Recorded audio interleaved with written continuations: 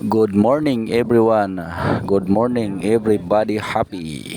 So for today's video guys ay bago tayo magsisimula, shout out muna sa mga kasama natin ngayon na walang iba kundi yung pinaka big boss natin, na walang iba kundi si boss. Kasama ko rin ngayon mga idol si Dato Subo Panalangin. At saka itong naging driver ko na walang iba kundi si Dato Basir Mangulamas. Nandyan din sa likod natin mga idol si Dato Sero Giabal. Kasama niya yung tropa niya na walang iba kundi si Dato Ato Mangato. Kasama rin natin dyan sa likod mga idol si Ustads Baliwan. Pero yung pinaka big boss natin mga idol ay nauna na po sila. So titingnan natin kung gaano ba kaganda yung resort na sinasabi nila na maganda raw mag tampisaw doon. Magandang mag swimming daw doon. Titingnan natin mga idol kung gaano ba katotoo ito. Bali, dito na kami sa tulay mga idol. At pansamantala magbaba muna kami mga guys. Luma na po itong tulay na ito. Baka mahulog po tayo dyan. Panigurado lang mga idol na hindi tayo madisgrasya. Medyo malapit-lapit na tayo mga idol. Hindi ko alam ang pangalan ng tulay na yan. Basta ang importante makakatawid tayo dyan.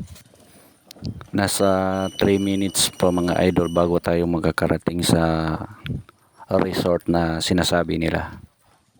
Kung kayo'y may balak na maligo dito mga kaibigan, try nyo din para ma-experience nyo din kung gaano ba kaganda ang lugar na ito. Best video.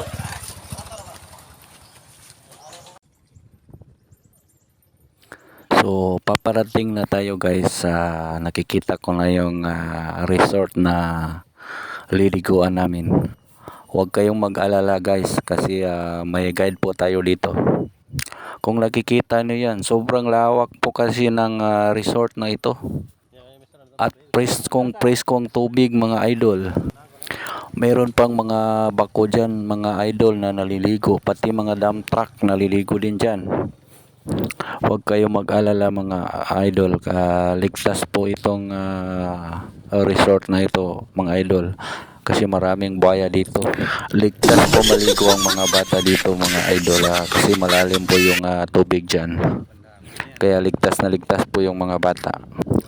Ang kagandahan dito mga idol, free po ang walang entrance po ang maliligo po dito. Kahit maghapon ka dito maligo mga idol, kahit araw-arawin po yan, walang bayad yan mga idol. Ligtas po talaga dito mga idol. Kita no yan. Sobrang lalim po yan mga idol. Ligtas po talagang maligo dyan. Yun nga lang yung mga bata hindi pwede dyan mga idol kasi malalim po yan. So ginawa namin idol, bumalik kami sa ibang resort. Ito na nga kami guys, naliligo na sila. Sobrang saya nila mga idol. Enjoy po talaga sila. So ginawa namin idol, lumipat kami sa ibang resort kung saan yung pinaka malawak at mababaw na tubig dito para mai-enjoy ng mga bata yung kanilang ligo.